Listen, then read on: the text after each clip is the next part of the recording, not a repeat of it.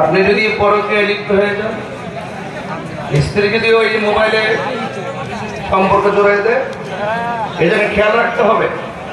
এই মোবাইলে পাসওয়ার্ড দেওয়া যাবে না।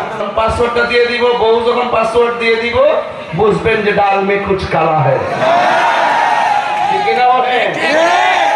হ্যাঁ, খুব মনোযোগ, খুব মনোযোগ। প্রয়োজন আপনার যে ফাংশন আছে সেই ফাংশনটাতে সিকিউর থাকতে পারেন, যেহেতু ওই মোবাইলে আপনার পরিবারের ছবি থাকতে পারে, পারিবারিক ফাংশন থাকতে পারে, অন্য কেউ পেলে হয়তো আপনার আত্মসম্মান হানি হতে পারে। কিন্তু মোবাইলের লক করে রাখতে হবে, নাহলে বলে রাখতে হবে।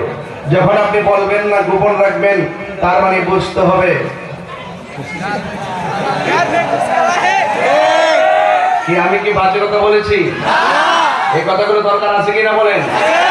এই কথাগুলো মৌলবীরা কয় না, এগুলো বলতে হবে, এগুলো বলতে হবে ইনশাআল্লাহ। নিজের কাপড় যদি 10,000 টাকা মার্কেট করেন আর মনে মনে ভাবতে যদি বউরে 1200 টাকার শাড়ি দিয়ে বুঝাইয়ে ফেলবো, এই বেইনসাফি কাজ করা যাবে না। তার একটা মর্যাদা বোধ, তার একটা সম্মান আর থাকবে না। করে এই নারীটাকে অন্য কাহার বউ, সেটা তো আপনার পরিবার। আপনার পরিবারকে ভালো রাখলে আপনার অহংকার, কথা বলেন ঠিক কিনা?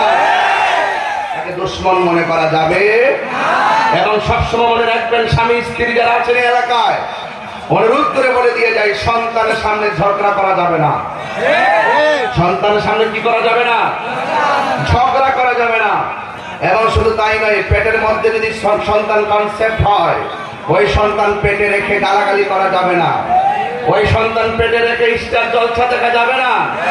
ওই সন্তান পেটের মধ্যে রেখে বিবাদ করা যাবে না। এই সন্তান পেটের মধ্যে রেখে পরকীয়ার আয়াত করা যাবে না।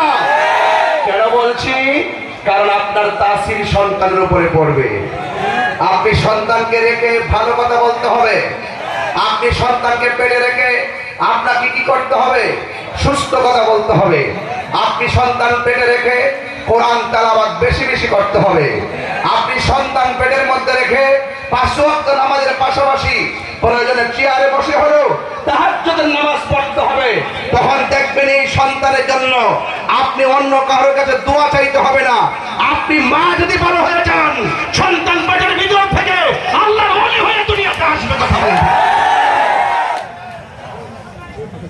কামা কাদিনু তুদান, যেমন কর্ম, আরো বড় করে যেমন কর্ম তেমন ফল। এই জন্য আপনি মনে রাখবেন, আপনি যদি কিছু পেতে চান, কিছু দিতে হবে।